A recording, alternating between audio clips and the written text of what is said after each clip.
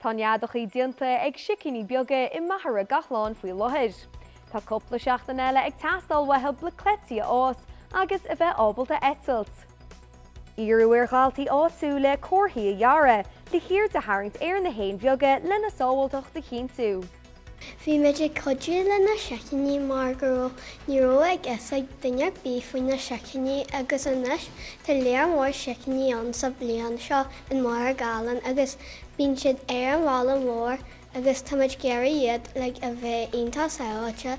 Roi'n muid na pósterí seo ha mar tá muid gurí na Sicíní bhí sábhailte agus na teomairí dhéanamh cinnte go bhfuil siad bheith churama.